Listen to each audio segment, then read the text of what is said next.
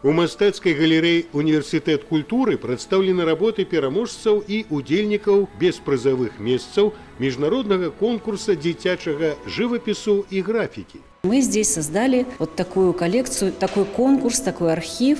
И действительно мы сейчас имеем огромный архив работ. За 15 лет накопилась богатейшая коллекция. Похоже, сейчас она уникальная в мире с названием «На своей земле». Арганізатары конкурсу ў гэтым годзе пайшлі на эксперымент і прапанавалі педагогам і мастакам з розных краін абраць працы дзяцей для 8 міні-выставак. Калі ўбачыце у Івана Стаянова, это одна банка с вареньем, гэта один портрет, это одна рыба, один кот. А насупраць у нас працы, якія абрала Нерінга з Каунаса.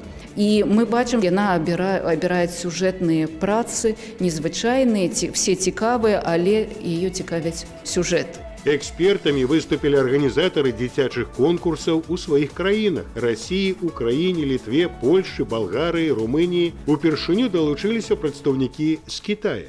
Наши китайские удельники, яны абрали некалькі сваіх работ, растлумачылі нам, оказывается, все там непросто. Кожная расліна там мае нейкі сэнс, і яны з такім жа поглядам аднасіліся і да прац з іншай еўрапейскай культуры. Выстава «На сваёй зямлі» працягнецца ў мастацкай галерэі універсітэт культуры да 25 красавіка.